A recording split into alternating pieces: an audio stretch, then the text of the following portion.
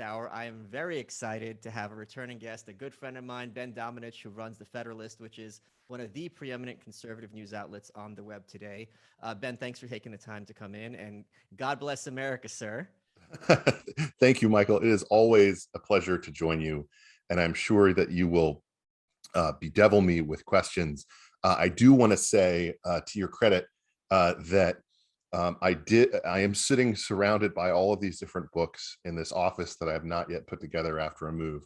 But after your remarks the other day, I did dig out my copy of the Machiavellians. Oh, and I commit myself to rereading it. I have to read all these different books for interviews and things like that with the Federalist and with Fox, but because I try to read the books, but I have not read the Machiavellians in a long time, and I need to revisit it. So for those who don't know, I had been asked, and also Curtis Yarvin independently had been asked, what's the one book that they would recommend everyone to read in politics? And that book is The Machiavellians. It's a 1943 book by James Burnham, who's a National Review writer, which describes the Italian school, which regards politics as basically just a rationalization of the power elite asserting dominance over the populace, which brings me to my next question. How do you see the Federalist and its relationship to the National Review, both currently and historically, and why do you guys exist at all if we have an outlet such as the National Review and other such publications? Well, I mean, that's a big question, because I think, and I was actually talking about this the other day with Victor Davis Hanson, Oh, yeah. who came on my podcast, and I had to follow up on the comments that he gave to Tucker Carlson about leaving National Review, after more than 2 decades of being associated with them over this conflict over Trump and that kind of thing.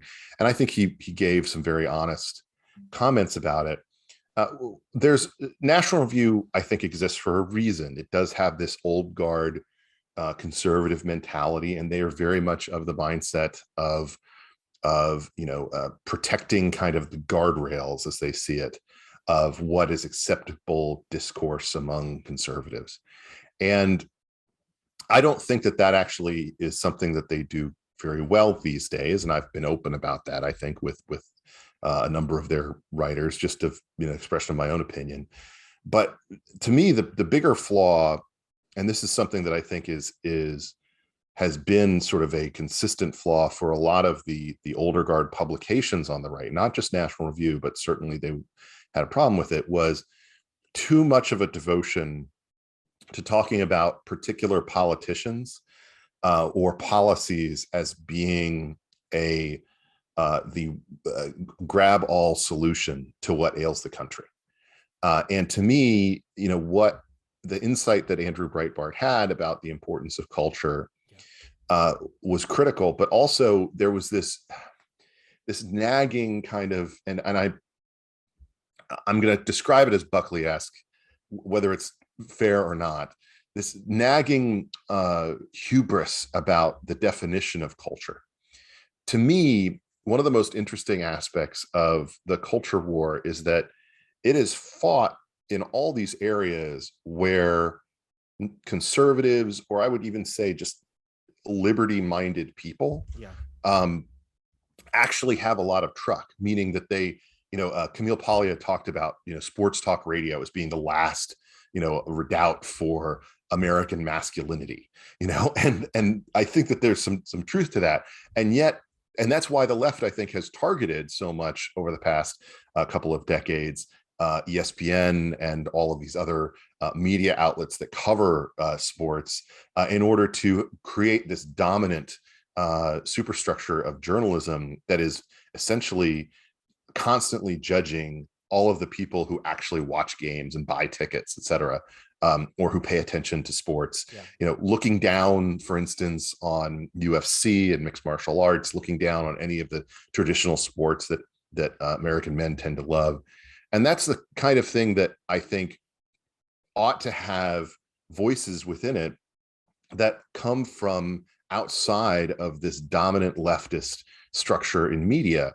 Instead, when it comes to culture, the kind of cultural coverage that you would get from National Review was less about things like that and more about architecture or opera theater or old books being written, for consumption by a very select few.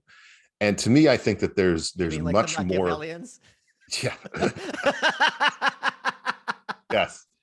Um, to me, there's much more value in basically saying popular culture actually teaches a lot of really good lessons Oh yeah. when it comes to things that conservatives shouldn't just seize a hold of, but just traditionalists or liberty-minded people should seize a hold of and hold up and say, look at this thing.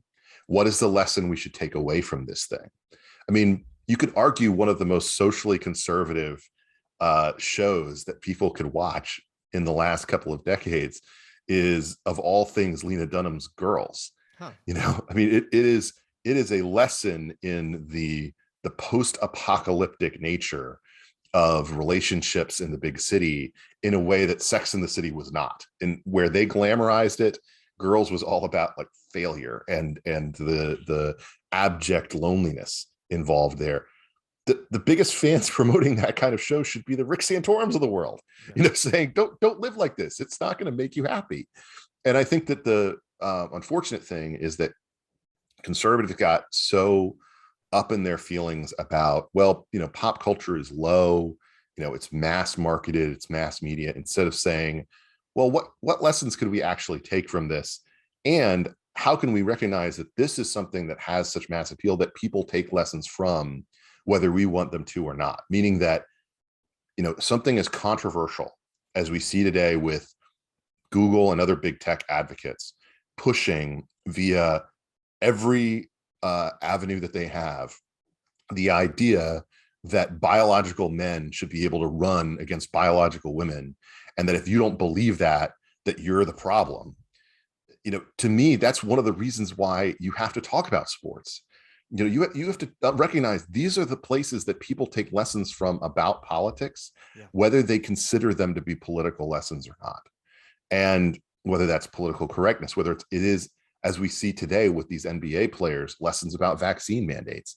I mean, this is a long answer, but basically what I would say is I felt that the old guard existing conservative media did not understand the primacy of culture, also did not understand the fact that women, more than any other group, drive the cultural conversation in America today, and I think left behind too many right of center female voices who would get a lot of expertise, maybe write a book, be part of a fellowship or something like that, and then basically be cast aside when they decided to leave the workforce and go have kids. And I also thought that in the absence of Breitbart himself, the man, not the entity, that we were kind of taking our eye off the ball when it came to the way that we ought to talk about these issues in a big tent manner. Meaning that I think one of the things that is lost about Andrew, and I say this only, knowing him casually, not, being super close to him. I'm very close to Larry O'Connor, who was obviously one of his first hires at Big Hollywood, and to a number of other people who were very close to Andrew. But, one of the things that I think he really understood was expanding that tent was something that did not require the sacrifice of principle. Yeah. It actually just required you to find some of those common ground areas where, we may disagree about this policy or that policy, but can we agree that boys and girls are different? And isn't that a revolutionary idea in this day and age? And I think that was something that a lot of the old guard factions, whether for donor interests or otherwise, they didn't want to touch that any more than Republican politicians funded by them wanted to touch that. They didn't want to get involved in the culture war. But when you don't get involved in it, you are ceding the field to the left. They will take control of it. They will manipulate the narrative, and they will try to use it to crush you. And that's something that we all have to wake up to. Hey guys, are you finding it harder than ever to keep up with the news, and you're frustrated with paywalls and irritated with clickbait and pop-up ads? Well, imagine an app where you can unlock access to the most reliable news, an app that filters out fake news, but still presents every story from multiple perspectives in order to counteract confirmation bias. This sounds great. An app where journalists scour through news from around the world to find stories you don't normally see. All of this is now possible with inkl.com. INKL.com has signed partnerships with more than 100 news sources such as The Economist, The Atlantic, and Bloomberg. It's created a unique system combining journalists and algorithms to present a best of news feed. For just $100 a year, INKL gives you access to premium news that would otherwise cost you $12,000. That's a lot of money. If you go right now to inkl.com/you're welcome, they'll give you an additional 25% off. You can get a whole year's worth of headache-free news for just $75 for a year. That's inkl.com/you're welcome. Try it today. You'll be glad you did. Hey guys, this is Kale Lowry. And this is V. Rivera. We're the hosts of Baby Mama's No Drama. Every Tuesday, we talk about parenting, co-parenting, lifestyle, and sex. Pop culture, current events, and pretty much all the things you want in one podcast. So download and subscribe on your favorite podcast app. Listen to us every Tuesday and join us with all the tea.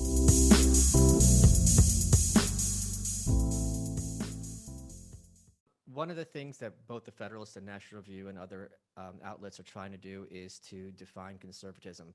How does Ben Domenech personally define what conservatism means? That's a big question.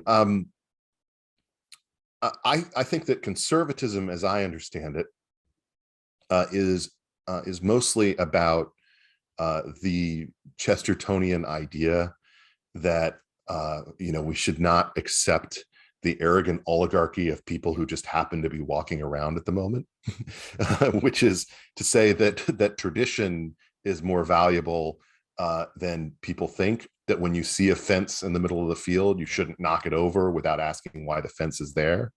That to me is conservatism. I tend to have, as you know, I'm someone who thinks more in libertarian terms, though I don't associate myself with a lot of the folks in the libertarian movement today because I think their priorities are out of whack. Well, that's why you're on the show and they're not. But I do think in terms of I would like to get rid of the fence. That's my sort of position. I would like to get rid of the fence. But I do think that the conservatives have a point when they say, oh, we should ask why the fence is there. I was several years ago, I was happily invited to moderate the intern debate between the heritage interns and the Cato interns about conservatism versus libertarianism. And encompassed within that, Emily Ekins, who's I think one of the most brilliant people at Cato and does all the polling analysis that you've probably seen, reflected over the years in terms of the silencing of people and how they feel about sharing their beliefs. She conducted a poll of the several hundred people who were in the room, and to me the most interesting dynamic was she basically asked me to contribute a couple of questions, and one of the questions I had was, do you believe that no man is an island? And the divide there was very stark, between, as I think one might expect, between the libertarians and the conservatives in the room. But I actually do believe that no man is an island. I don't think that you can exist I agree with you. within within a community if someone is is encamped on the street, shooting up every day, leaving needles around, slowly dying, and does not have either the resources to get out of it or the inclination to get out of it, that affects the community. Yeah. And I think that and denying that is absurd. And so I was listening. I've not yet listened to your episode with Joe Rogan, which dropped, and congratulations on that. I'm eager to, but I was listening the other day to his episode with Michael Schellenberger, who just wrote San Francisco. And to me, a lot of those indictments that Schellenberger has against the approach that has been used when it comes to those encampments in San Francisco, and when it comes to the drug policies there, are essentially indictments of the left libertarian approach to managing drug problems. And I don't think that we should abandon people to that type of life or enable them in ways that will ultimately only harm the community, lead to more crime, lead to more rape, lead to more problems.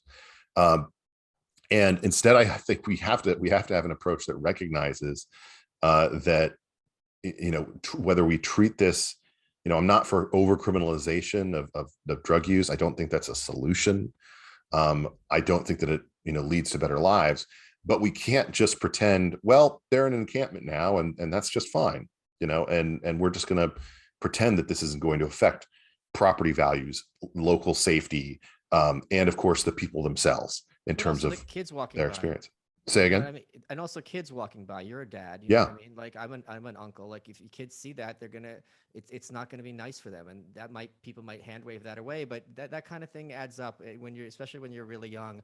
I'm not trying to be one to think of the children, but this is something that when kids grow up in high crime areas, it very much has deleterious consequences on what they become as adults.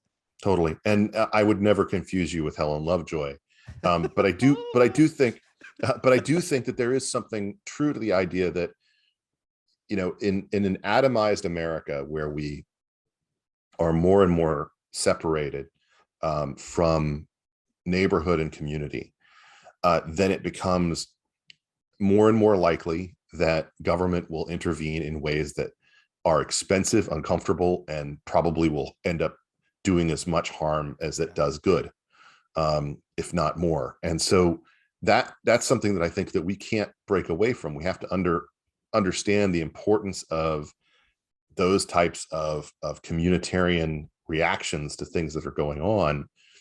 Otherwise we end up going in a very bad direction, not just in the pockets that we currently see in places like San Francisco, but as a nation. And I'm very concerned that in the aftermath of this pandemic, we are seeing a total degradation of that type of strength that has held a lot of communities together through a lot of upheaval, and seeing the reactions in particular, I think, of the power of the left within these big cities to destroy the police who protect people who are on the edge of existence, who don't have the luxury apartment, who are the small business owners in these areas.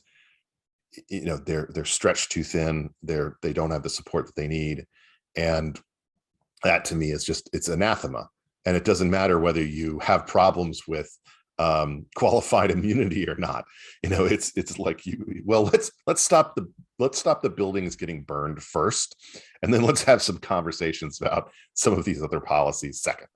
So Lori Lightfoot just announced, or very recently announced, that she was going to start firing police who either refused to get vaccinated or refused to make known their vaccination status.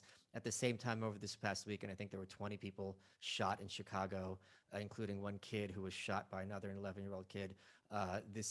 It's pretty kind of deranged that it's a cliche to say this sort of thing should not be acceptable in America, but like what else? I mean, what needs to be said when children are getting shot in the streets? This is something so beyond the pale that it's very difficult to wrap our heads around.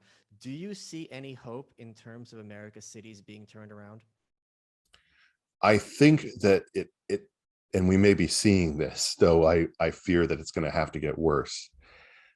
I think it's gotten bad to the point that it's undeniable, and that's going to lead to some whiplash. I think some backlash that happens.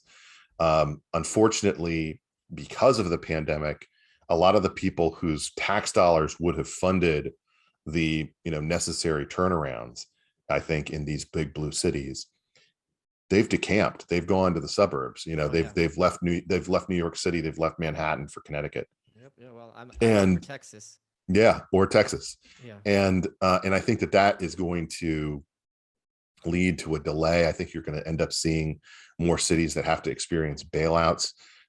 Sometimes you have to go through a really hard time in order to learn the lessons from it. One thing that I do think is hopeful within this area is some of the slogans and some of the things that the progressive left has pushed so vehemently in the past couple of years have proven so politically unpalatable to the factions that they view as so essential to their demographic destiny theory that they're already having to rework them, or they're being pushed to rework them from the top down. And that's not just defund the police. It is an awareness, I think, on the part of not just the so-called moderate Democrats who barely exist, in my view. It's an awareness on the part of virtually, every smart Democrat consultant that we let the left grab our nose and put us in a direction that has ultimately turned off an enormous cohort of rising Hispanic working and middle class voters who are essential to our coalition. I mean, look at the situation when it comes to border communities in Texas, where Hispanic voters were just happy to go out there and just hit the button for Trump. That happens, and that wasn't about GOP outreach, no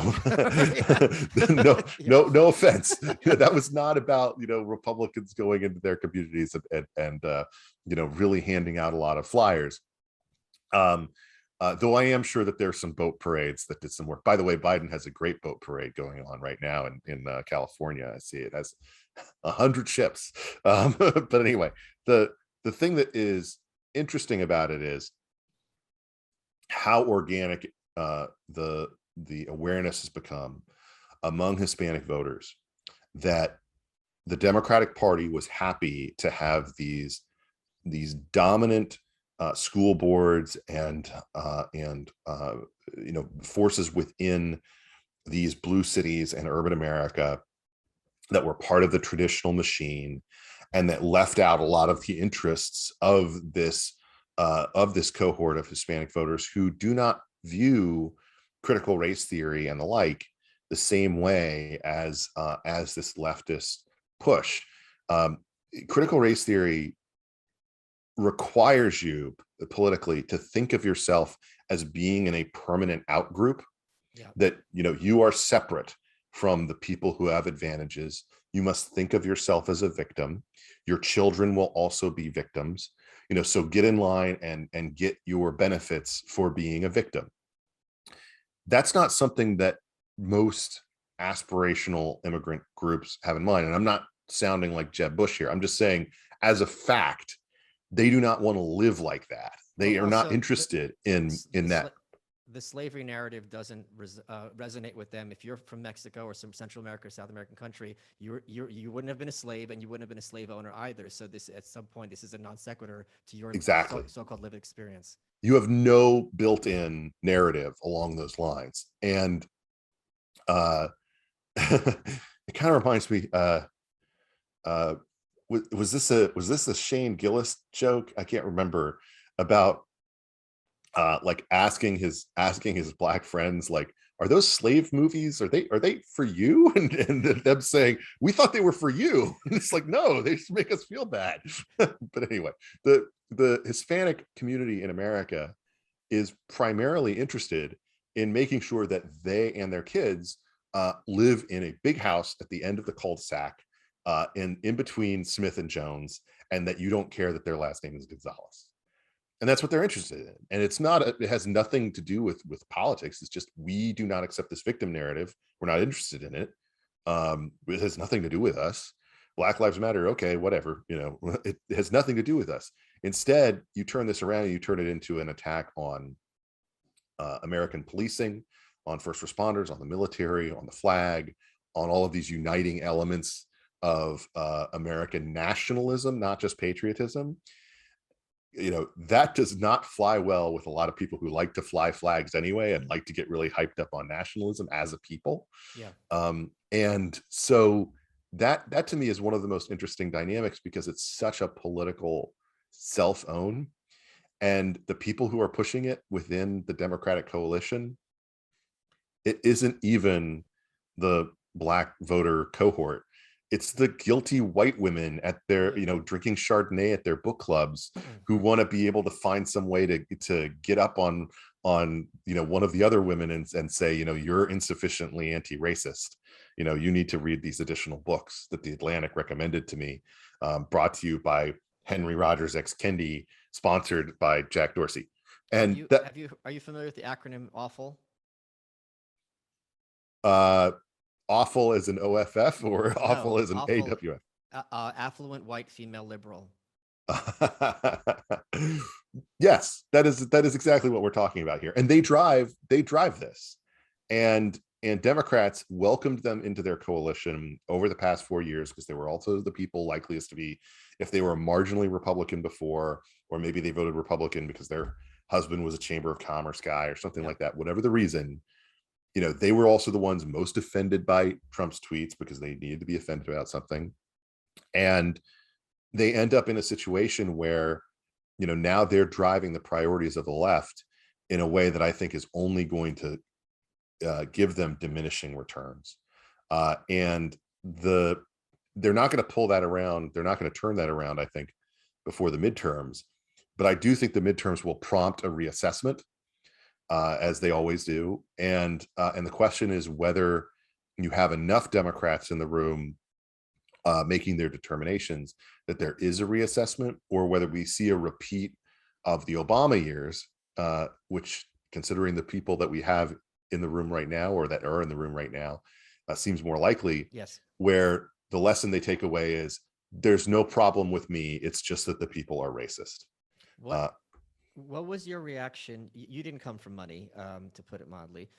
What was your reaction to when people like Jonah Goldberg, or I should say specifically Jonah Goldberg, opines that we just need to have people in trailer parks kind of die off, and this sort of disdain for, like, I hate that there's no non-offensive term for this, but this disdain for like the white trash elements of the Republican Party? Look, I'm disgusted when I read that, in part because the people that we're actually talking about, and most of the people who were, there's this completely false narrative, by the way, about the Trump voter that says that they're like the trailer park people. Yeah. In fact, I think what you find out is that when you look closer, a lot of the people who were voting for Trump were people whose brother or uncle was in the trailer park. In other words, they were someone who became more radicalized isn't even fair. I would say just more anti this kind of green eye shade free market BS stuff, because they saw the damage that was happening within their communities and families. And so, the person in the trailer park, while they might vote for Trump, they tend to not actually vote that much. I think he got more of them, frankly, in 20 than he probably got in 16 at the end of the day. But the people who were being, active about this were the people who were motivated by the fact, hey, my sister died of a fentanyl overdose, and this is the only candidate who's talking about it. They were people who were, activated because they saw the damage that was happening, and they were getting the Heisman from all the other, candidates in terms of, just, let them eat capitalism and everything's going to be fine. You can buy the cheapest TV at Walmart. And it's like, okay, well, when we made those deals with China, we didn't just import their cheap goods, we imported their values too, it turns out. But when I hear that kind of language from Jonah, or from Kevin Williamson, or from anybody who's kind of sounded that note in recent years, I kind of want to say, I mean, is that your attitude towards the kids of refugees? Right. Is it your attitude towards the kids who are coming across the border today? Is it your attitude towards anybody who comes from rundown working class Black communities in the inner city? And if that isn't your attitude towards them, why is that the case? Is it just that you feel comfortable saying it because those people are white, or is there something else going on here? And I think one of the big things that we've learned is how damaging the donor community on the right has been to the cause of honesty for a very long time. And I don't say that out of necessarily judgment of them all as a class. Many of them have I think tried to give in different ways and support different causes because they're trying to do a lot. But I do think that the donor class as a whole has given a lot of money to a lot of causes and a lot of publications and a lot of people in terms of book writing and fellowships and chairs and and funding aspects of higher ed and the like, well past the point where they should have questioned what that money was actually going toward and what those people were actually showing in terms of their accomplishment. You know, the idea that you have to, the idea at this point that we would not have a regular funnel, a stream of content creation coming out of the center-right community and appealing to center-right people in America on streaming networks and a sort of proto Hollywood that exists in that other space is amazing to me. I think it's absolutely astounding. It's like, did you not learn anything about what people are clued into? And the fact is, you know, that stuff is popular. You know, one of the most popular shows on cable is freaking Yellowstone, which is, you know, basically dad rock in the form of, you know, in the form of a TV show, and also, you know, has just, you know, some great stuff in it. And then there's also the whole question of, what are you actually getting for your money to pay for these buildings with all these old people sitting behind desks?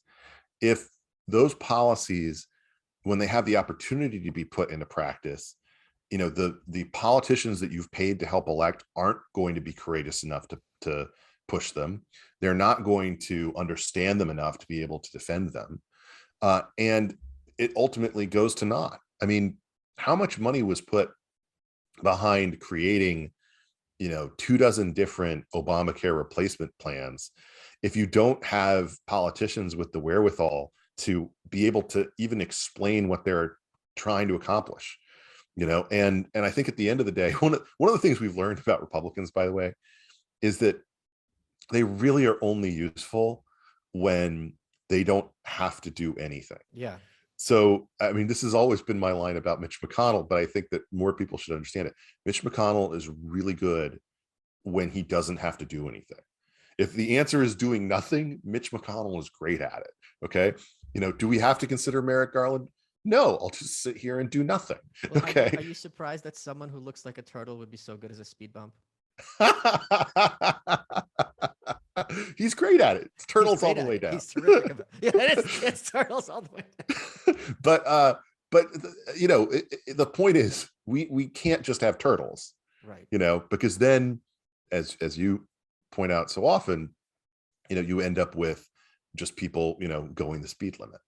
And I think that instead, what we need are some people who are really willing to consider the amount of radical, and I really do mean radical, change that we have to have in the country in order to redirect away from how we're the direction that we're currently going in, where the left is perfectly happy to rule by email and fiat and press release, yeah, which is what's happening with this OSHA stuff right now. They haven't even released an actual rule on this stuff because they know that if they do, then that'll immediately be challenged in the courts, and they'll have problems with that because the courts are still a backstop, and that's why they would much rather have a situation where they just go out and Joe Biden, you know, struggles to read through the teleprompter, and that's the order. You know, the president said it, so now you just need to do it, and companies start using it as an excuse to do it, and it all trickles down. And that's not government. That's not law and order. That's not elected representatives. That is, you know, completely against the kind of things that the whole setup is supposed to do. So, hey guys, want to talk to you about a new company called CrowdHealth. I had an onboarding call with the founder, and I was really excited to discuss this company. As you all know, health insurance is extremely expensive, and there's enormous market incentive to make things as expensive as possible because those insurance companies have to get a return on their investment, and they're limited to how much they can get. So they mark things up very, very heavily. You have to pay a lot for your deductible. The doctor has headaches with paperwork. They have an incentive not to pay. It's a big headache all around. This is not controversial. CrowdHealth cuts all this out. This is a great alternative. And for those of you who are libertarians, this goes back to the old voluntary associations from over 100 years ago. Here's how it works. For the first 6 months, you just pay $99. That's a saving of almost 50% of their standard pricing and a lot less than you're going to be paying for healthcare. They get a cut, but they negotiate with the doctors directly on your behalf. You use their app, You find any doctor in the country, the doctor's ranked from 1 star to 0 to 5 stars. You scan your bill to them, they take it from there. So it lowers your monthly healthcare costs, and it's simple and transparent pricing, customized to fit your needs. And they do this by creating an audience of customers who are health conscious. So it makes actuarial sense. If you go to joincrowdhealth.com/99 and you enter code WELCOME, you'll get that offer for $99 for 6 months. I know a lot of you out there don't have health insurance and are looking for alternatives that are affordable, and this is it. Remember, CrowdHealth is not health insurance. It's a community-powered alternative. Terms and conditions may apply, but it's a place where you can get a simple, flexible, and affordable way to pay for your healthcare, and that saves you a lot of dollars by cutting out the big corporate insurance middleman. 100% of your monthly membership pays for actual healthcare costs instead of paying for offices, instead of paying for executive fees and all that. So if you go to joincrowdhealth.com/99 and use code WELCOME to sign up, you get those first 6 months for just $99 a month, and you'll get enormous peace of mind, and you won't have to pay enormous deductibles. Hey guys, do you ever feel like you're being followed around the internet? Maybe advertisers know a little bit too much about you. Well, our sponsor, IPVanish VPN, is here to help you take back your privacy and help you become anonymous on the internet. So what is it?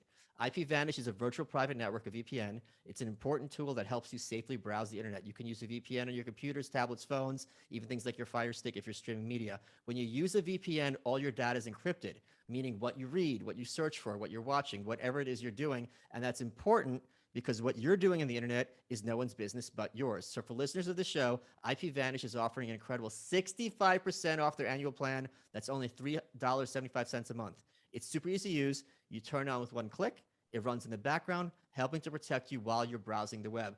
And if you do run into a problem, no worries. IPVanish has 24/7 support available by email, chat, and telephone. You go to ipvanish.com/malice and use promo code MALICE, that's MALICE, to claim your 65% savings. Their annual plan is just $44.99 for the first year with our exclusive discount. This is the time to sign up, because with their discount and their current promotion, you can get a VPN for 65% off the usual offering.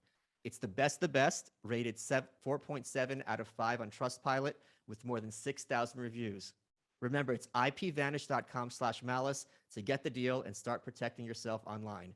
I'm sure you have your opinion, given what's happened in America internationally with regards to the lockdowns. I'm sure you, as a religious person, were pretty much apoplectic when you watched the footage in Canada of police breaking up church services and arresting pastors and things like this, or forcibly removing people from their homes. Things in Australia when they're knocking on the people's doors, demanding, thanks to social media posts. Were you at this protest 6 months ago? Where do you currently see yourself standing between on a range from Back the Blue to ACAB?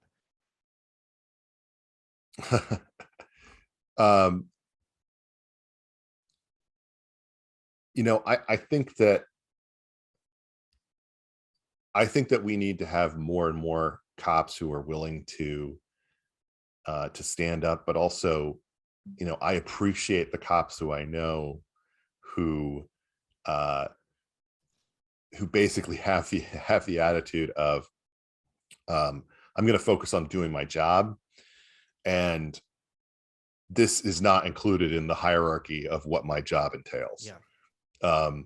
It's the equivalent of kind of, ignoring the complaint from the person from the angry Karen who's calling about the kids skateboarding in the neighborhood, and that's the thing that I think I have a lot of respect for that.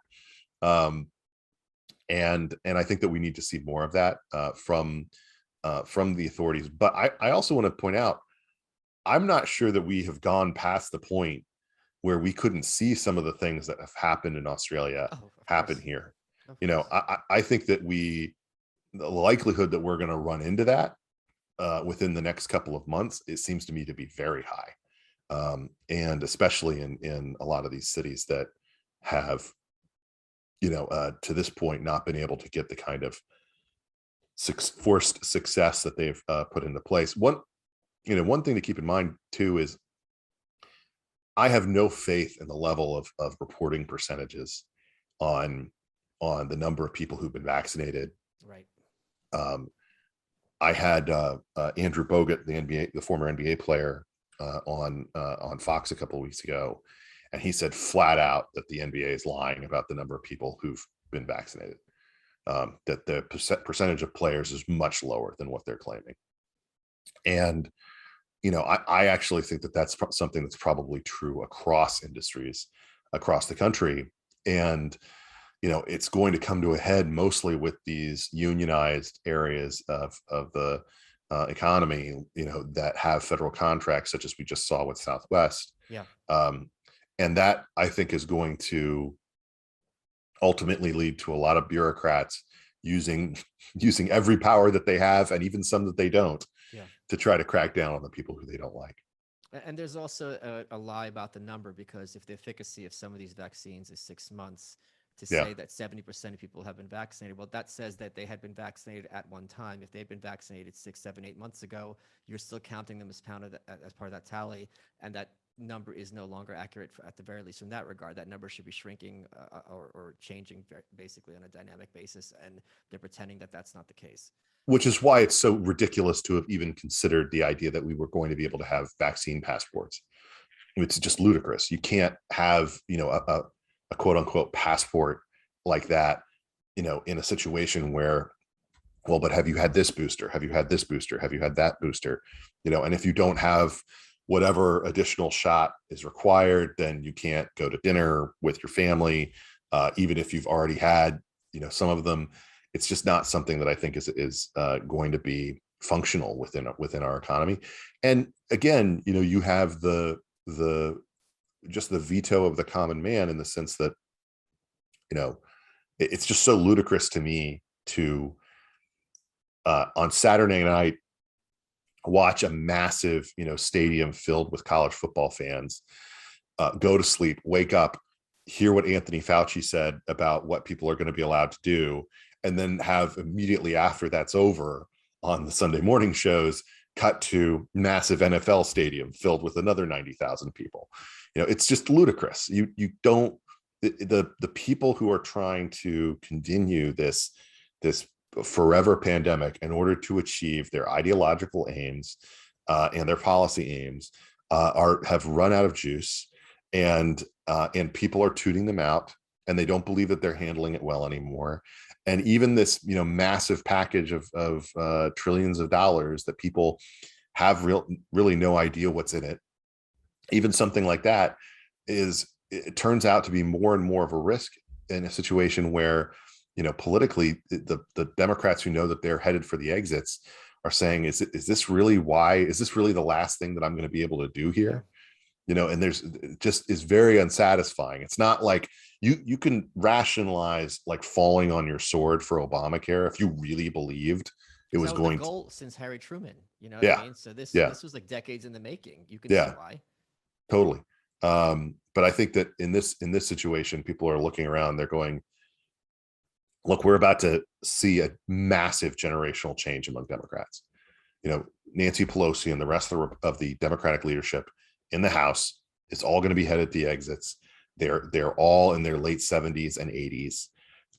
They are going to hand things over to, the next generation of leadership, which seems ill-equipped to, direct things the way that they like against an emboldened squad, which is going to get entirely reelected, and it's going to be up against a Republican majority that's going to be very significant. The question is just whether Republicans squander it. And I think that they're very likely to do so if they don't have in mind what they want to try to achieve, and are prepared to, make a really strong case for it, particularly on things like these culture war topics where they would rather stay away. Have you ever wanted to invest like an elite insider? Like how Pelosi profits and trades off of privileged information? Already one of the richest members in Congress, she's profited mightily from big tech while she privately chats with their CEOs. Does that sound right to you? It sure sounds nice to be able to invest in companies backing up the money truck into your driveway. Insider trading aside, corrupt politicians and rich people having unfair opportunities is nothing new, but fewer people know about a secret alternative investment that the mega rich have used to safeguard their wealth for generations. Some even hold up to 30% of their net worth in it. It's not gold, it's not Bitcoin or anything you'd expect. It's actually contemporary art. Those multi-million dollar pieces that hang in museums, but like Picasso's and Warhol's. The contemporary art prices have outperformed the S&P by 174% from 1995 to 2020. Luckily, a company has made it possible for everyday folks to beat the 1% at their own game.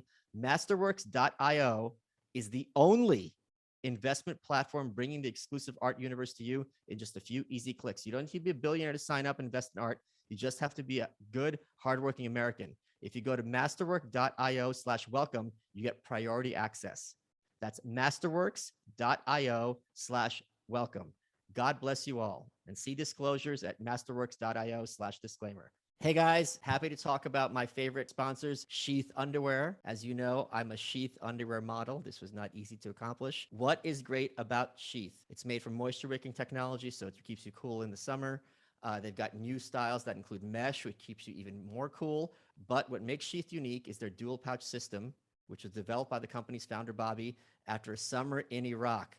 So it's got one pouch for one part of your anatomy, guys, and another pouch for another part of your anatomy. The first time you try it, you're going to be like, this is weird. And then you'll be wearing it every day like me. Here's the thing. If you go to sheathunderwear.com and use promo code Malice, you get 20% off your order, and you'll be one step closer to being a stud, such as the host of this show. Sheath is added comfort, added performance, added mobility, and it is the most comfortable underwear you will ever wear. And I'm practicing what I preach. If you go to sheathunderwear.com and use promo code Malice, you'll get 20% off your underwear, and you can get inside my pants. Isn't that nice? Let's get back to the show. I can very easily envision in about a year from today, the Federalist advising Kevin McCarthy to have a new contract with America, which was part of the reason why the Republicans got Congress for the first time in 1994 after 40 years in the wilderness. I know this is tough off the top of your head, but what would be some of the planks that you would advise him to put in that you would like to see a Republican Congress try to put through? Can I run something by you? Sure, sure. I don't think that we should let foreigners own property in America. Okay.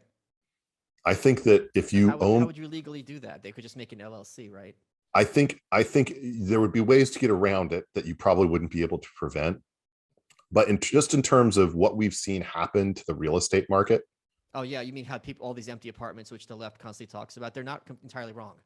This is the thing that I think you could do with that, though. You can turn that around into a populist pro-America argument, which basically says, we are not comfortable with this situation where people can't afford places to live because of these globalist forces coming in, buying things up as an investment and planning to hold on to them during a pandemic when people are just trying to buy housing because they know they're going to have to live through a lockdown again and they don't want to do it in a tiny freaking apartment.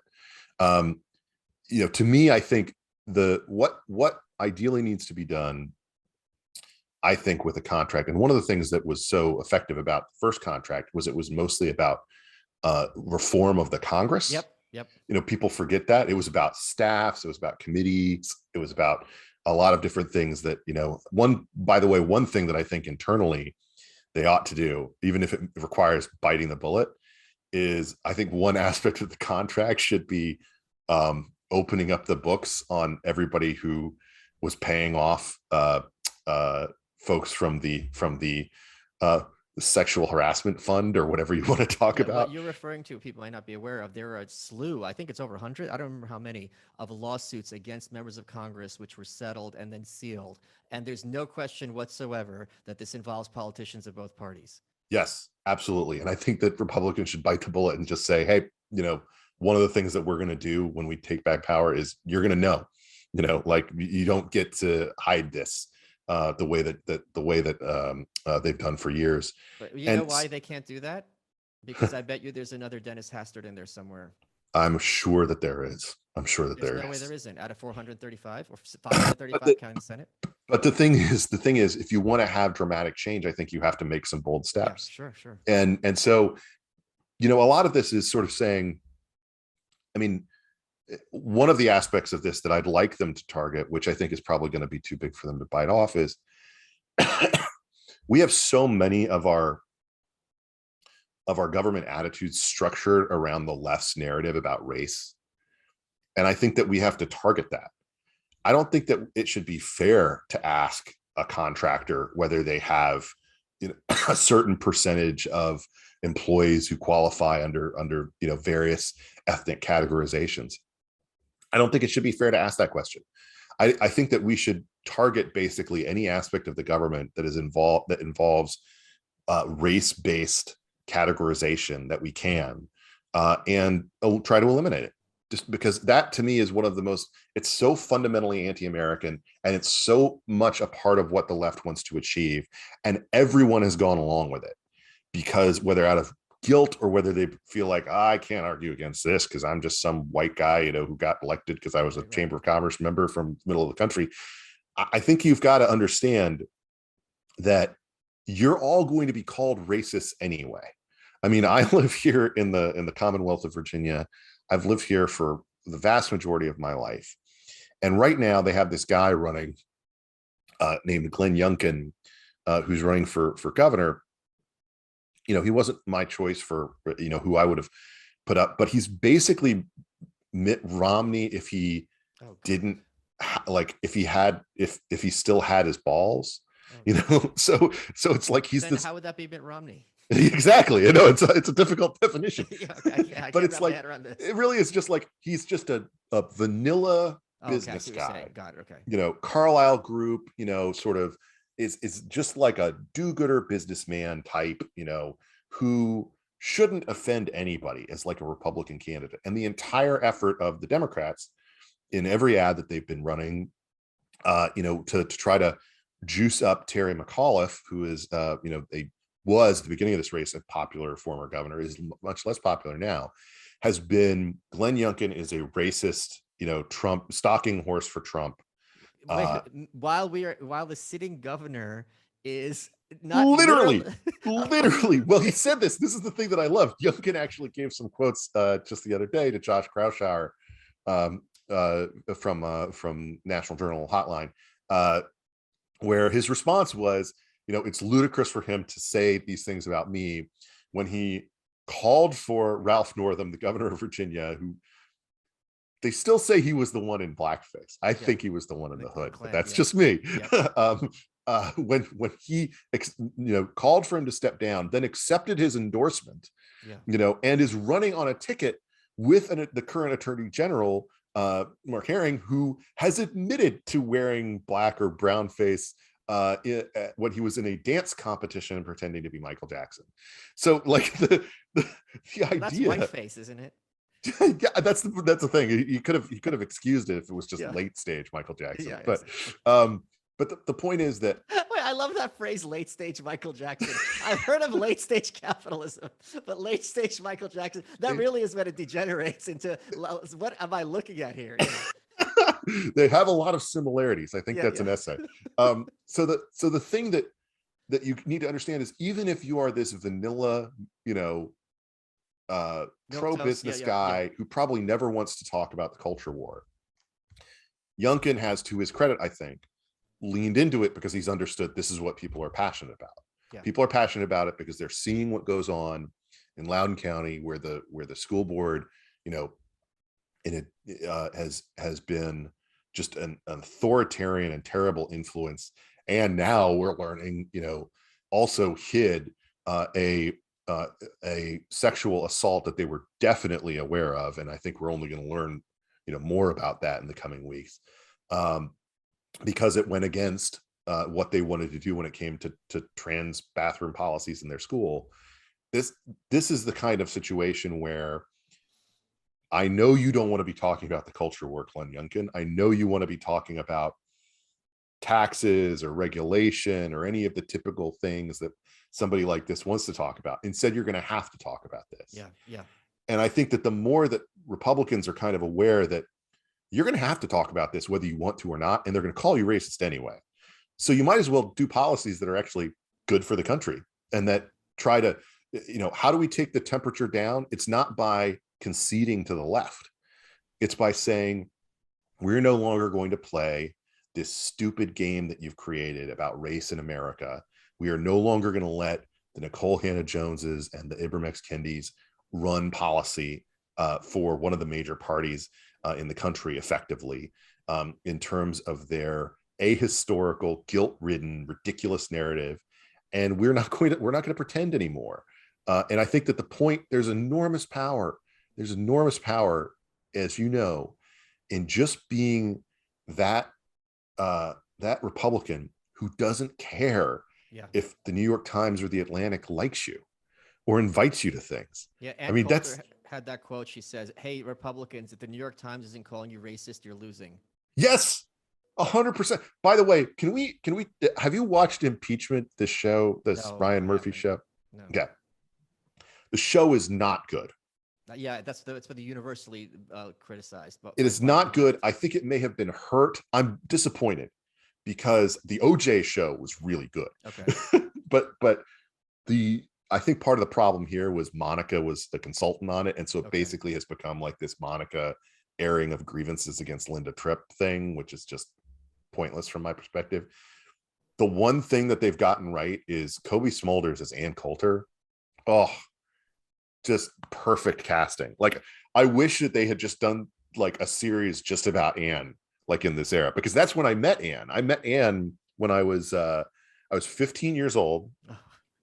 I was we were at a party at a Saudi prince's house. No, I was 15 years old, and I was an intern for Human Events in Washington, D.C. Because I was homeschooled and because I was precocious. And I had a little side desk table with the sort of, but she would come to all the meetings because she was a columnist for them, and she was putting out her first book, High Crimes and Misdemeanors, which you can find, and I encourage you to find her firing line interview with Bill Buckley, which I presume you've probably seen. If you, I've not. I try to avoid. Look it up as much as possible. Look it up because it is Anne. It's like Anne in her like chrysalis stage, where she's like becoming this thing almost in the course of the interview. Okay. Like you can kind of see her like going from legal scholar kind of minded person with a certain trajectory to like she and Buckley get into it a little bit. Then I'll definitely watch that. And it's like Write this is entertaining. But I just the thing, Anne deserves a lot of credit, I think, because she, as much as I've had disagreements with her over the years, I think that she kind of tracks very well, I think, with a lot of the people who did not understand what was going on around them and still wanted to be liked by the wrong people. And Anne at a certain point understood that that's the wrong way to approach this. And she understood it earlier than a lot of other people who I think would have been helped in their careers by coming to that same realization. And I also want to pull back the curtain a little bit and tell everyone listening that Ann Coulter is, of all the people out there, might be the biggest mismatch between how people perceive her and what she's like in real life, because she's really, really friendly and sweet. Oh yeah, it's hard to wrap your head around that because they call her the human Uzi, and when she's in interview mode, it's just jihad. But in person, she's really nice. Not only is she nice, she's extremely funny. Yeah, like she's just like a very funny person, and you're used to kind of having these kind of hard-edged women on the right who get into, they're put into these interviews where they're immediately put on the defensive or attacked. And then they either attack in kind or they shrink. And what you never get to sort of see is that they're actually a very funny person. That roast that happened of Rob Lowe several years ago, where she was randomly added at the last minute to participate, everybody ended up like just roasting the heck out of her. It felt more like a roast of Ann Coulter than it did of Rob Lowe. But the undercurrent that I felt disappointed about with that was that if it hadn't gone that way, she actually is pretty funny and much funnier than some of the folks that they had in there actually doing the rest. So I would appreciate seeing more that side of Anne. But we have on our staff at the Federalist now Eddie Scarry, who used to be at Washington Examiner, who's good friends with her, and so we swap Anne anecdotes fairly regularly. But anyway, just it is amusing. It is amusing to see her role within the context of the Clinton situation, and I do feel like, you know, we appreciate too little how much it was a big deal at that stage for anybody who was willing in conservative media to be disliked for their views, because everyone and you know, in a short-sighted way, they wanted to end up in that accepted part of the cathedral position, you know, where you have a syndicated column, you are regularly on a Sunday show, your views are quote unquote, you know, respected and acceptable. They want to be George Will. Yeah. Well, and George, the funny thing about George is that George became kind of this this stand-in for what you wanted, but he's kind of like an exception, you know. I mean, in the sense that this is not the typical way of doing things, and hasn't been for a long time. I mean, Ross Douthat and Brett Stevens, you know, I think are much more comfortable kind of having Democrats win and then writing about how their ideas are bad. I mean, you know, that's something that I think, you know, has been true for a long time for them. Yeah. And that, to me, what's the point? You know, I will say Ross's latest book, I'm going to interview him shortly, which is entirely about Lyme disease, is definitely going to get him kicked out of some corners, I think, for reasons that have nothing to do with politics. But it's just like, what's the appeal of being domesticated? I don't get that, you know? I mean, it's one thing to contribute something on occasion, or to be able to have access. I mean, I recommended your perspective recently to the Intelligence Squared folks, the debate folks, right, about hosting some kind of debate about national divorce. And I think it's good to have, you know, the ability to show up occasionally on those types of platforms, but you never want to be owned by them. You never want to have them paying your rent. You know, that's one of the reasons why, you know, the Federalist needs to exist. Yeah. Because if we don't, then there are a lot of people, I think, who write for us today, who have jobs with us today, who either wouldn't be doing this work, or they'd be, you know, doing communications for somebody, or they would never, you know, sort of have gotten into the kind of media stature that they currently have.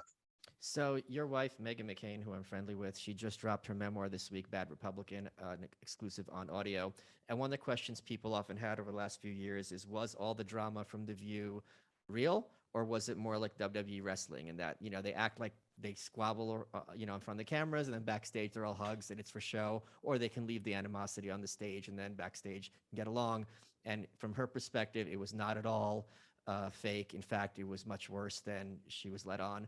I know Meghan well enough that there's two things about her. She's very, very feminine in that she's very sensitive. Things get to her, but she's also very, very strong. So she could take that punch and it'll hurt her, but she gets right back up and comes out swinging. So that's a very interesting kind of dichotomy that women are better at, I think, than men are. What was it like for you, being the loyal, supportive husband, watching her kind of go through this over the last few years? It's infuriating, because the one thing I will say is that I've never seen a full episode of The View. I would occasionally, I would watch the clips that she asked me to watch, but I could not watch the show. And part of that is that there were so many just false things that would be said on the show that it would irritate me. And I would say that's true of just like any show where there's just like, I mean, it's almost impossible for me to watch CNN, because just when I'm watching it, every 90 seconds, I'm like, that's a lie, you know, or that's what, you know, they don't even know what they're talking about. With Meghan in that position, the frustration and anger that I felt was mostly that a feeling that ABC and The View really wanted her to be a punching bag.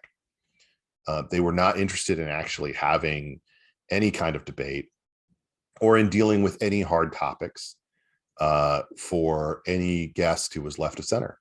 And I think that comes out in her book. And, which, she did the book herself, and it's her opinion of what went on. And there's for folks who haven't seen it yet, there's a Variety interview that I would recommend that's out today that has, both, they've got both an excerpt and they've got an interview with her about it.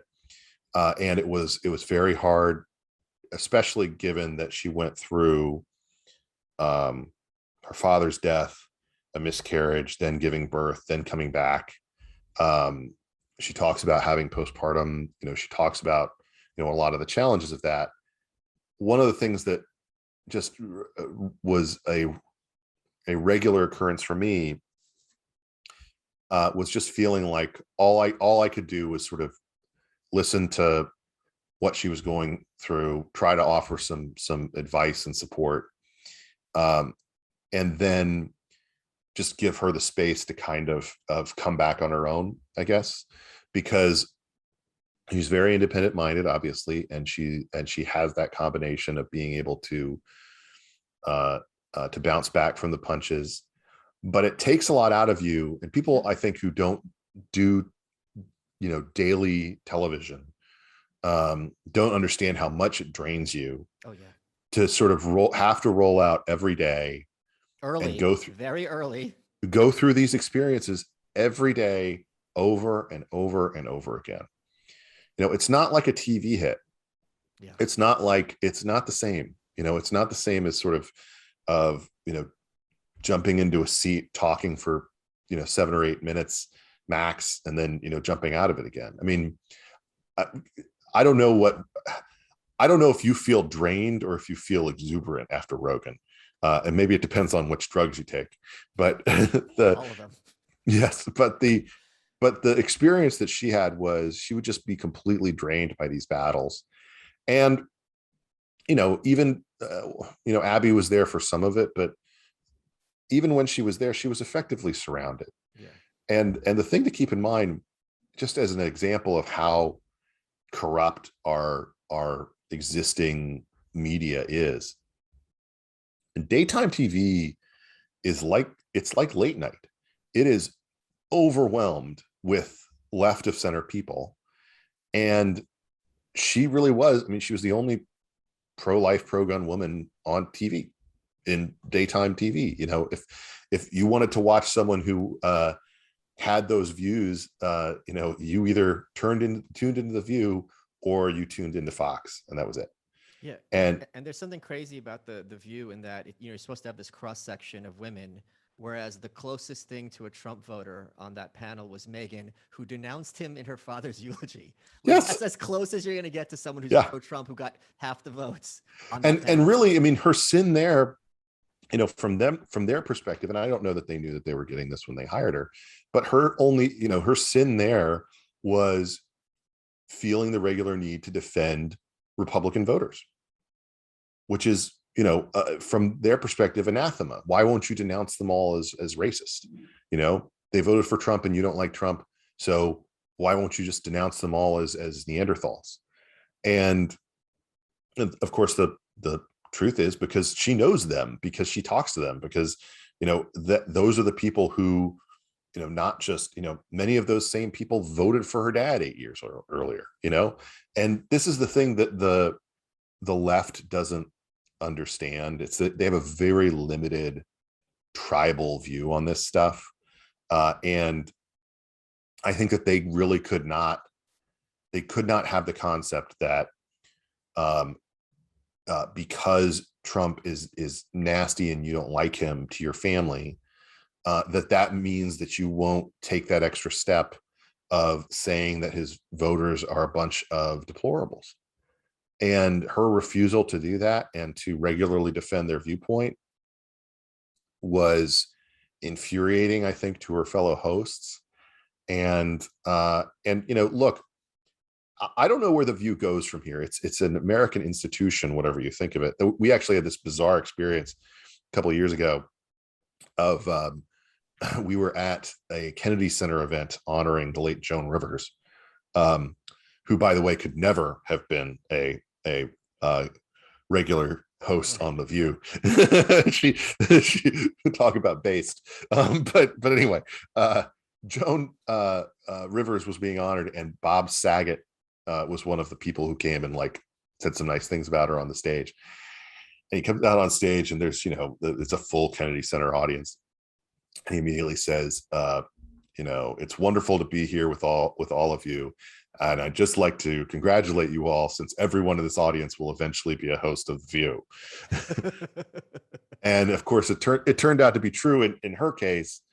Look, you never want to say something like it's not worth it, meaning that like the money isn't worth it, or the advantages that you get, the opportunities you get aren't worth it.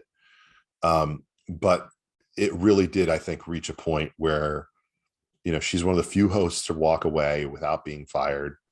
And I think the reason really was that it became, she had gotten everything that she could get out of the show. And, from my own perspective, I just think these networks do not want to have actual conservative women on air regularly who can hold an argument together. And I'm not going to put words in your mouth, but if you had to ask me if I have to wake up and look at Liberty, your daughter's picture or face, or Joy Behar, it's not really going to be a hard question. So No, not at all. Not even close. Ben, we're running out of time. What has been your favorite part of this interview? You know what? I think my favorite part of this interview is something that you haven't brought up, which I heard that, or I saw that you found your jeans. Yes. Where were they hidden? There was a wardrobe box that was about 5 feet tall and 7/8 empty. And there were some pictures and newspapers on top.